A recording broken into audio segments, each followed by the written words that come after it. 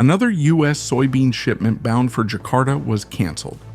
Not due to weather, strikes, or logistics, but because Indonesia, like 4 other top American trading partners, chose to sign a massive food deal with Canada instead. In only 6 weeks, the U.S. has lost a staggering $9.3 billion in agricultural exports. 5 of America's biggest allies turned away from American farms and embraced Canadian suppliers. While U.S. soybeans rot in Kansas and beef decays in Texas warehouses, Canadian food exports have soared by 37% in just 2 months. This isn't a temporary trade spat, it's the rapid collapse of America's agricultural dominance. In just 42 days, over $9 billion worth of corn, soybeans, wheat, and beef meant to feed the world now sits unused. What's most alarming? It's not our enemies backing out, it's our closest allies, Japan, the UK, France, Germany, Italy, Mexico, South Korea, the Netherlands, and Indonesia. These 9 nations have decided American food is no longer dependable. Their orders once fueled entire U.S. states, Iowa, Nebraska, Kansas, Illinois, Wisconsin, where agriculture drives local economies. Now those same buyers are pouring their money into Canada. It started with 5 G7 nations, Japan, the UK, France, Germany, and Italy, walking away in unison. At the 2025 G7 summit, when the US president left early and failed to maintain trade discussions, Canada stepped up. Canadian Prime Minister Mark Carney quietly negotiated food supply deals behind closed doors. With America viewed as politically unstable, Canada offered a calmer, more reliable path forward. The result? In June alone, Canadian food exports to G7 nations jumped 20%. Japan boosted orders for Canadian wheat and beef. France and Germany locked in dairy and grain contracts through 2026. The UK redirected 40% of its soybean orders to Alberta and Saskatchewan. The fallout has been devastating. Corn prices in Iowa are at 10-year lows. Soybean stockpiles in Kansas are so massive that local governments are subsidizing extra storage. The USDA reports 52 million tons of corn and soy in storage, nearing 2013 levels. With harvest season approaching, there's nowhere to put the new crops. Banks are pulling back, credit is frozen, cold storage facilities have closed, and while farms sink, Washington's tax relief for farmers is about to expire, exposing them to billions in new taxes at the worst time imaginable. Of all the losses, Mexico's departure cuts the deepest. In 2024, the U.S. exported $31 billion in food to Mexico.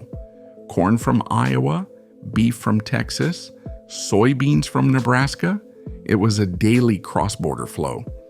But in 2025, amid tightening U.S. immigration enforcement and unpredictable trade policies, Mexico had enough. They feared that continued dependence on the U.S. put their food security at risk. By June, Mexico signed a $5 billion deal with Canada for the same goods they once bought from us. Canada's stability proved more appealing than America's chaos. South Korea didn't leave because of prices. They left because they stopped trusting the U.S. government. In 2024, America exported $7.8 billion in food to Korea, with farms adapting to Korean safety standards. But as U.S. policies grew erratic in 2025, Korea prepared for the worst and then acted. Canada offered them contracts with no political strings. By June, Korea signed $560 million in Canadian food agreements, running through 2029. The port of Busan now flies more maple leaves than stars and stripes. Europe's food trade flows through Rotterdam. For years, U.S. goods dominated that gateway. Not anymore. In early 2025, U.S. imports through Rotterdam fell 25%, while Canadian imports rose 22%. tiny differences in customs and quarantine protocols gave Canada an edge. Their stable policies and CETA agreement sealed the deal. Midwestern transportation systems built around Rotterdam are collapsing. Illinois, Ohio, and Missouri are overflowing with unsellable crops. Losses from this shift alone could reach $1.4 billion. Indonesia once represented America's hope in Southeast Asia. In 2024, we exported $4.2 billion in food there. But in 2025, Indonesia chose Canada, signing deals lasting through 2030. These aren't just purchases, they're strategic partnerships with cold storage, priority shipping routes, and long-term logistics. That decision alone cost U.S. farmers $670 million in Q2. If this trend spreads across ASEAN, the annual losses could top $4 billion. As America collapses, Canada rises. Shipping container volumes from Vancouver and Halifax surged 23%. Cold storage and packaging plants are expanding. Credit flows freely to Canadian cooperatives in Alberta and Saskatchewan. This isn't coincidence, it's strategy. Canada invested for years in trade deals, infrastructure, and reputation building, while the U.S. took its status for granted. The ripple effect is crushing America's agricultural backbone. Mississippi River transport routes are shrinking. Trucking orders from warehouse to port dropped up to 40%. Soybean plants in the Midwest are reducing capacity. Entire towns where farming made up 80% of income are falling silent. Seasonal loans are disappearing. Storage units are full. And processing workers are being furloughed without pay. While farms crumble, the U.S. government is stuck in gridlock. No major trade envoy has visited Jakarta this year. European negotiations are stalled. Mexico's concerns are ignored. Korea's policy requests have gone unanswered. Meanwhile, Canada's leadership is on a global diplomacy tour, locking in trade, building infrastructure, and nurturing relationships that Washington has let wither. This isn't about one country switching suppliers. It's about entire regions shifting their trade maps. Indonesia is now becoming a Canadian agricultural hub for all of Southeast Asia. Under the CPTPP, supply chains are spreading to Malaysia, Thailand, and the Philippines.